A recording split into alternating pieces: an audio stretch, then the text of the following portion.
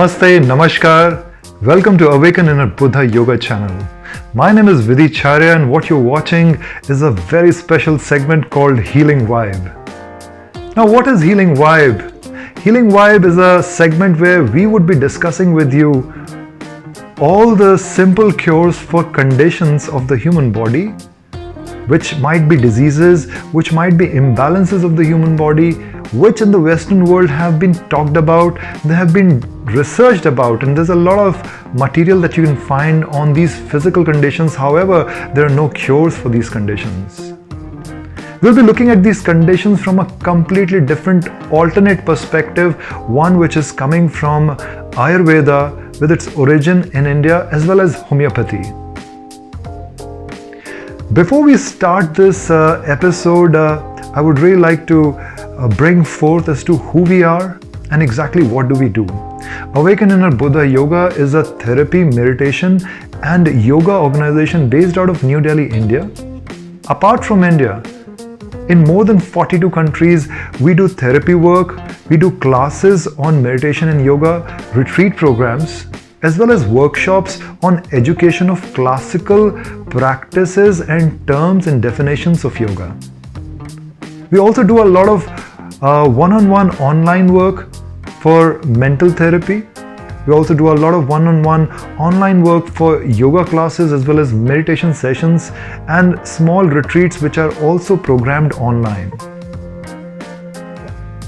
If you would like to get in touch with us, if you would like to engage with us for any therapy or any program, you can visit our website awakeninnerbuddha.com. You can go on the contact page and write to us and we'll be very happy to respond back to you. Now, before we start this episode, before we start this session or discussing the cure for the specific condition that we are about to talk about, please understand that most of these cures would be applicable to only 80 to 90% of all the people who are suffering from this particular condition. In 10 to 20% of the cases, the people who would not find a cure would be the ones who would have multiple other imbalances in the body which will prevent them from healing from this cure. If you are one of those people, please write to us or please seek medical opinion as to what other imbalances do you have in your body because of which you are not able to benefit from the cure discussed in the video. Amongst all the different kind of physical diseases to which the Western medical science has not been able to give a cure for, today we'll be covering the discussion on the topic of dry eyes. What is dry eyes? We will have a look at it from a scientific or the medical perspective. We will also look at it from a perspective of Ayurveda.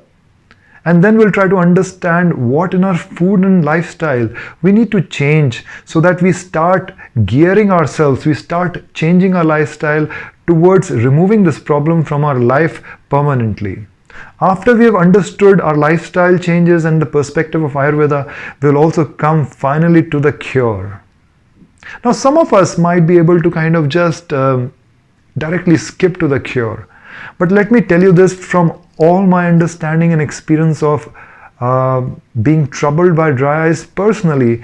If you were to do that, the cure that we are talking about will definitely bring you relief in short time, but you will not be able to permanently be free from the problem of dry eyes.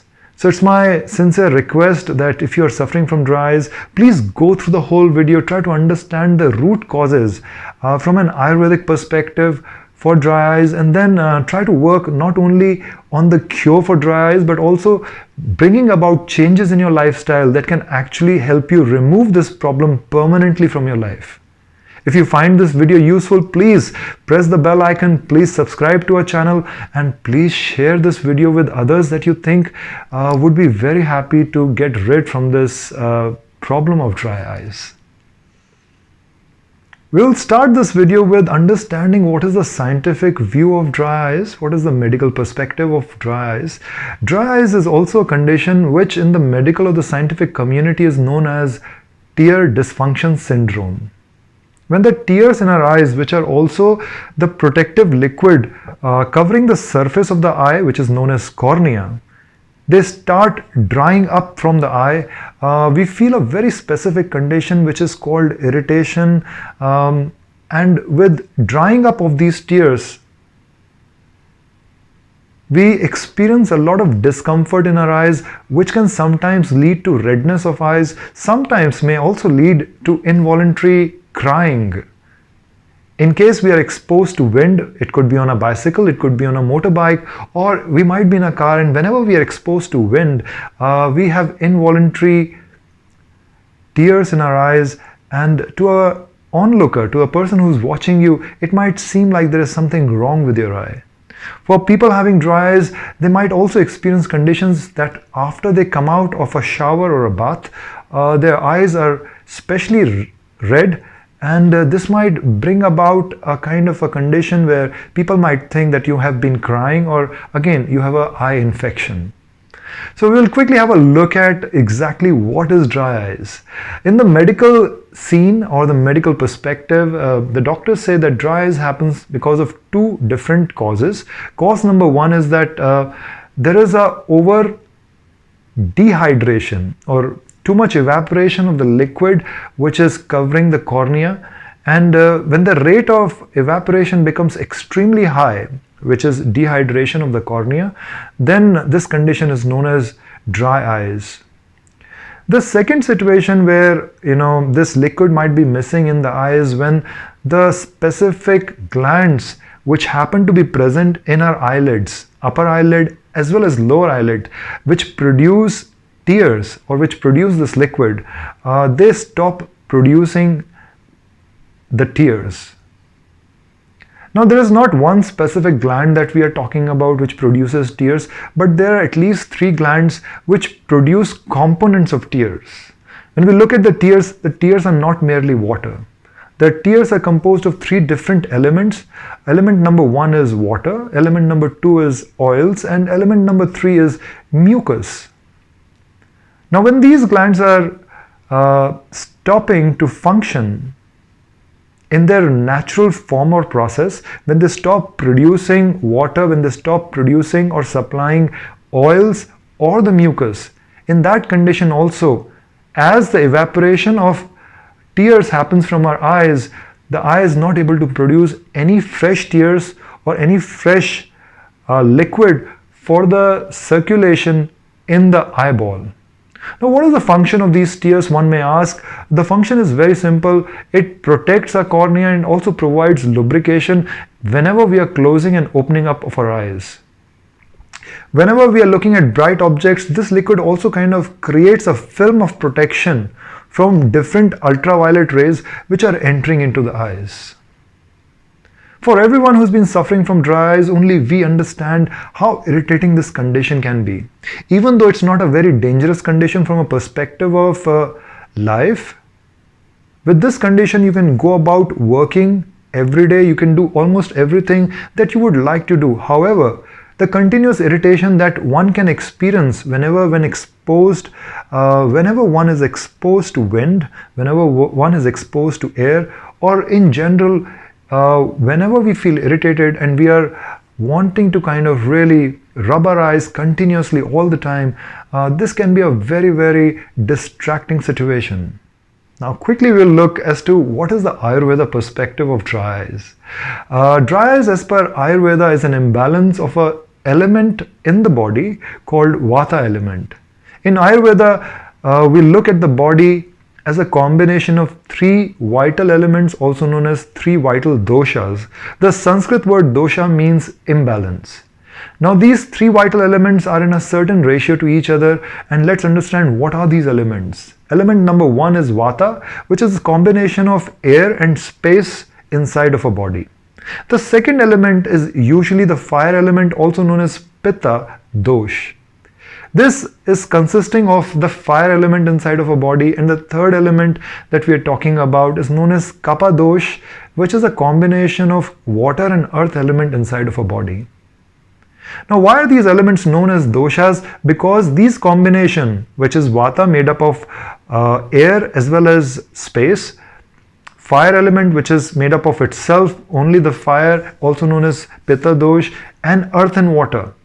Why are they known as dosh? Because they are in a certain ratio to each other, and if this ratio is disturbed, if any of these elements goes out of ratio, then the body starts exhibiting all the diseases or some of the diseases of this specific element type.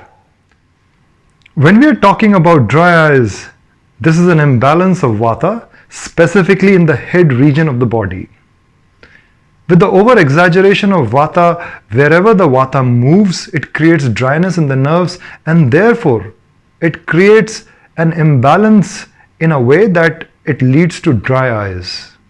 As per Ayurveda, everything that is the opposite of the condition that the vata creates will bring relief to the condition or the problem caused by vata. The opposite of vata is the sensation of greasiness or oiliness. So we are referring to the increase of use of oils and butters. Now when we are talking about oils and butters, I would like to clarify that I am referring to the usage of only pure oils, cold pressed oils, and I'm referring to usage of butter that is coming in an organic form, and specifically I'm referring to clarified butter coming from the indigenous cow from India, which is also known as desi cow ghee. The word ghee is usually used for clarified butter from which fat has been removed. Now, if you were to use a spoonful of oil, it could be pure extra virgin olive oil early in the morning on empty stomach. Just take a spoonful of oil, or if you have clarified indigenous cow ghee, which is also known as desi cow ghee, taking a spoonful of cow ghee first thing in the morning without brushing your teeth, without having tea or coffee before, or at least an hour after of it, would also kind of help in the condition of vata or pacifying the over-exaggerated vata in the body. Apart from this, it has been found that people who have dry eyes, they are usually exposed to air-conditioned environment, and they usually work a lot on computers and mobiles every day. In such cases, for all those of us who are not drinking enough water, they also suffer from dry eyes. So the second tip that we would give you would be to kind of increase the water content in your lifestyle.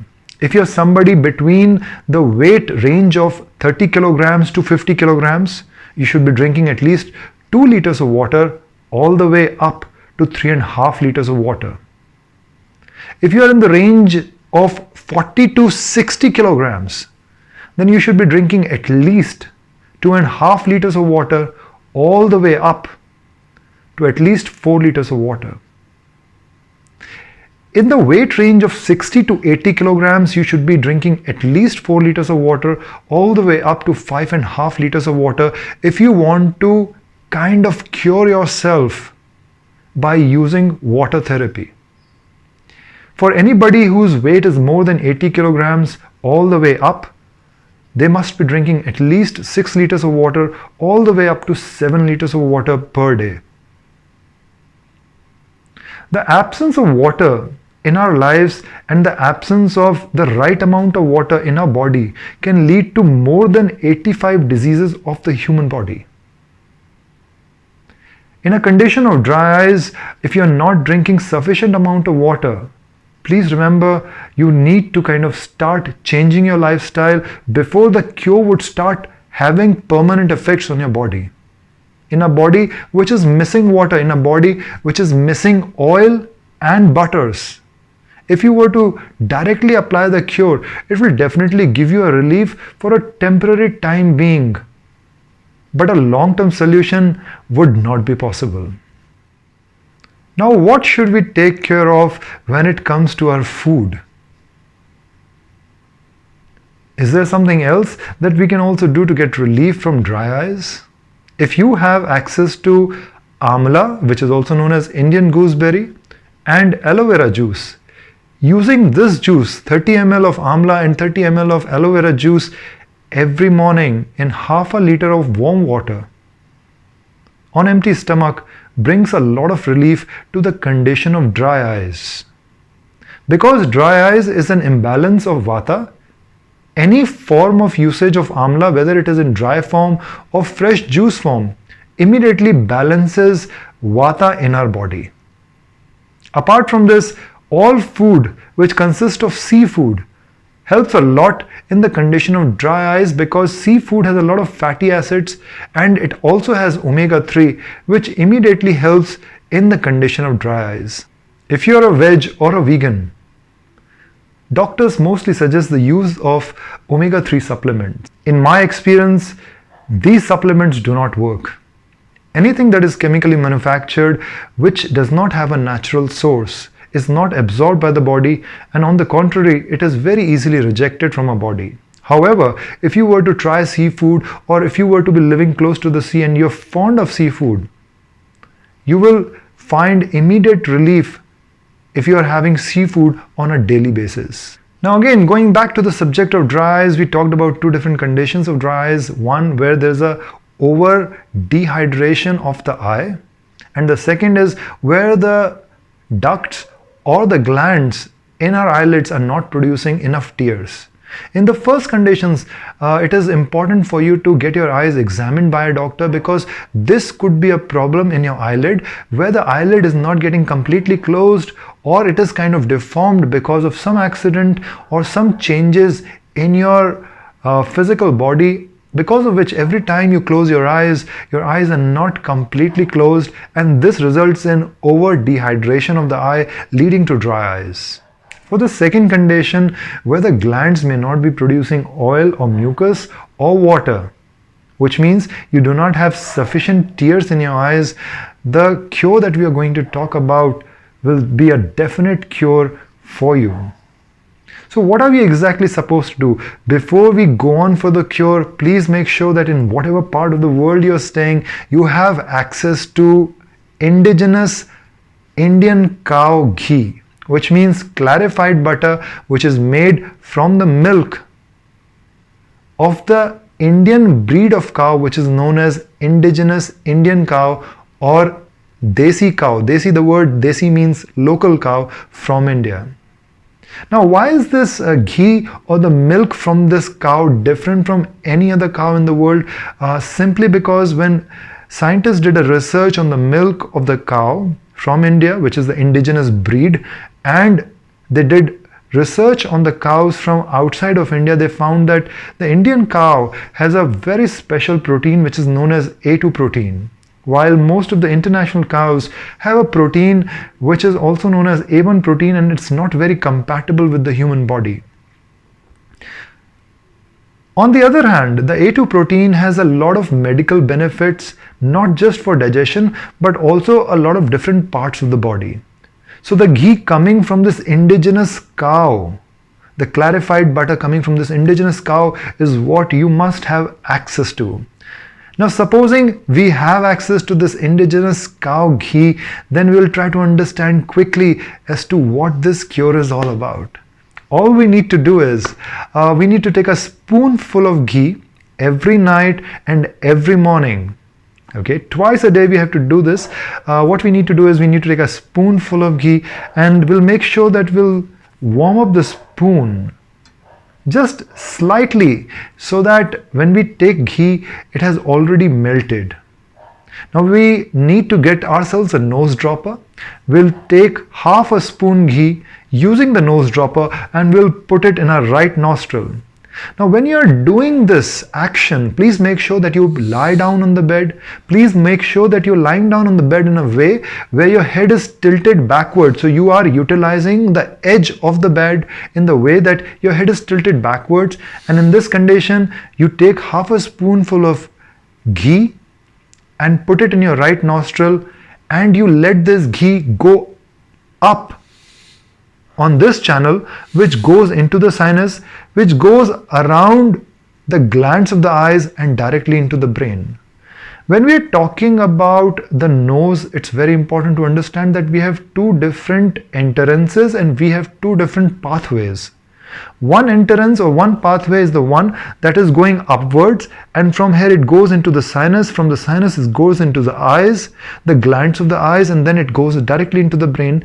The second pathway has an entrance very close to the entrance of the nostril area itself, and from here this pathway goes along the lining of the mouth.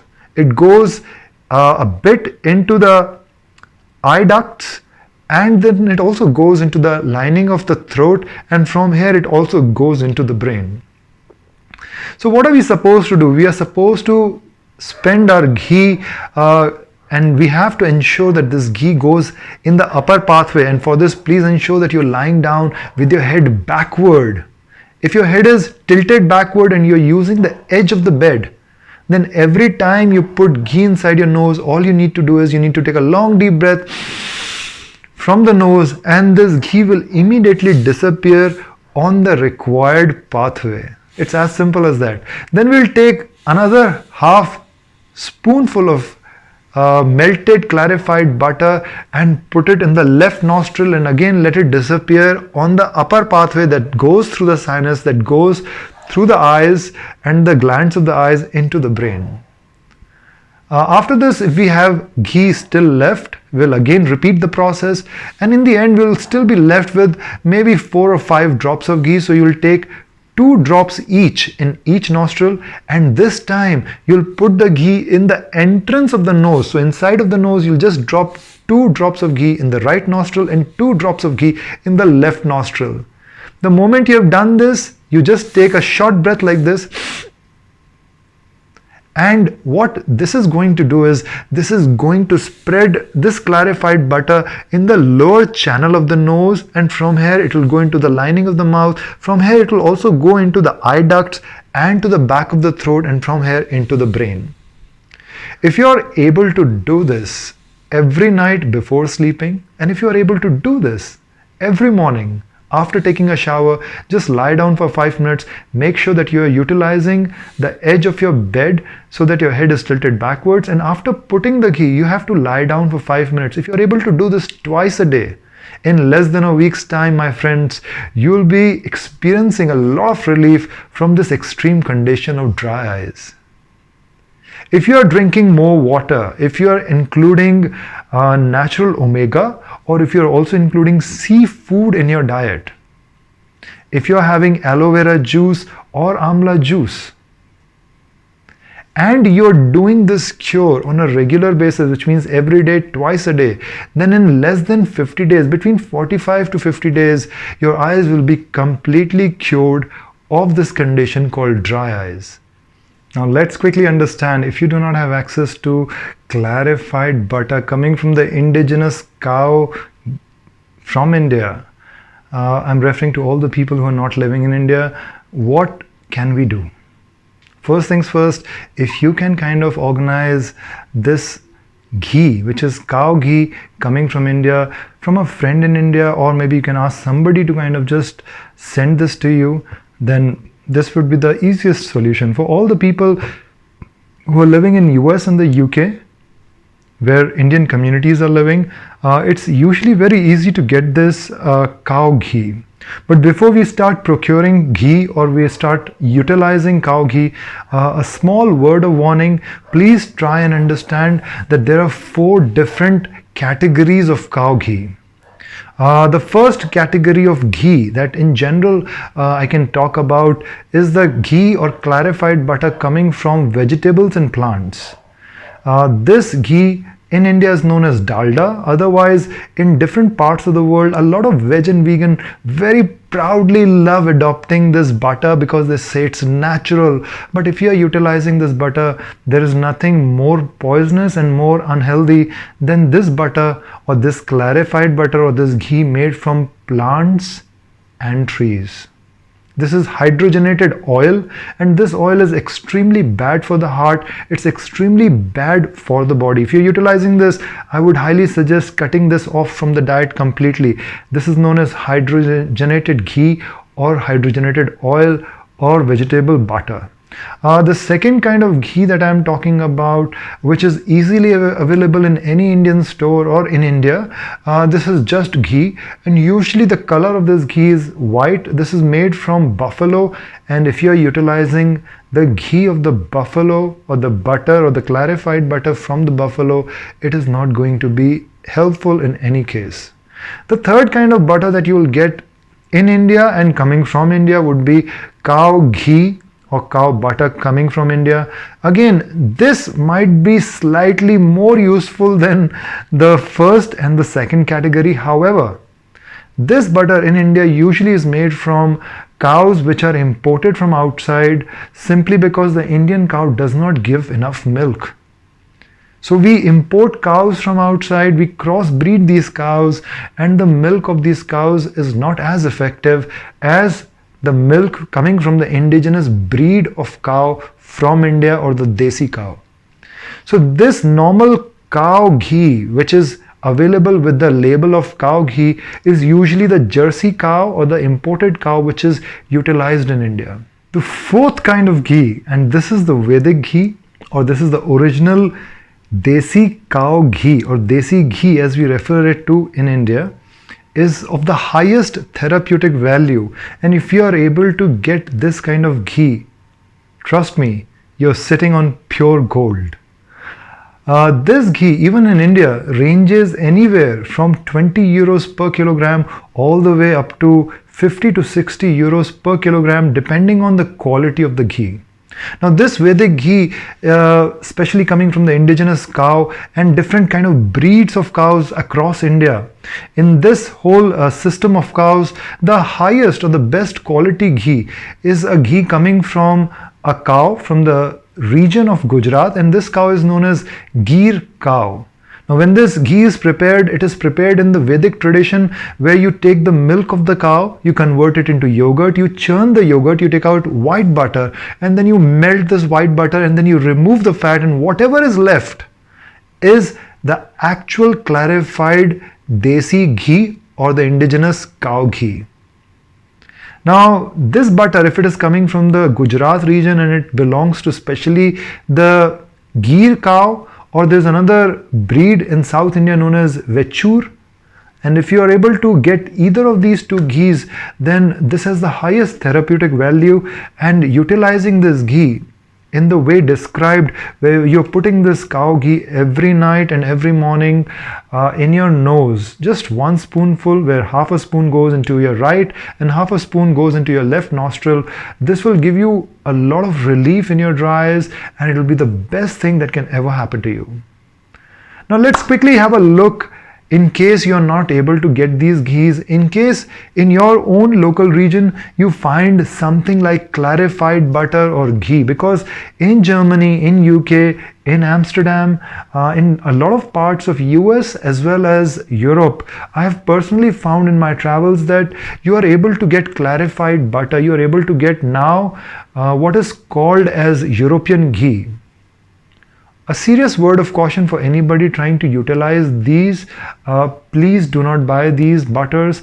Please do not utilize this ghee, because wherever I have tried these ghee, they tend to put, even if they're organic ghee, they tend to put either some form of smell or some form of color or some form of preservative, which kind of takes away the medicinal properties of this very butter.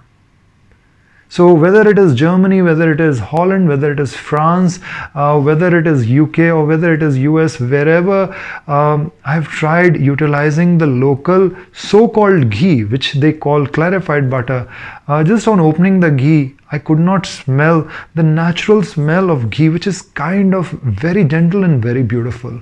So if you are somebody in Europe, please avoid any commercial produced ghee of the local region. Whenever we utilize ghee, it has to be made in a certain way which also lends medicinal properties to the milk and to the last product of this milk, which is the clarified butter. So I'm completely understanding that you might have clarified butter available in your region, manufactured locally, but if you are utilizing this, please understand that this will have no medicinal value. On the other hand, because there are chemicals in it, so it can also have adverse effects on your health. I would highly suggest not utilizing this ghee. However, if you can produce and you are not able to get Indian cow ghee, if you can make this clarified butter at home, utilizing full fat milk. If you can procure full fat milk, you can boil it and then kind of cool it down. You can collect the cream over say a week's time, and then you convert this cream into yogurt by putting some yogurt and some bit of milk.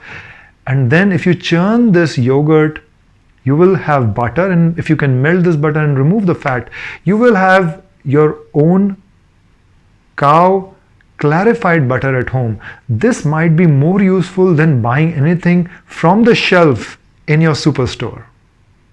If you are able to do this, then in this way, the ghee that you've made at home will be more effective than not having ghee at all.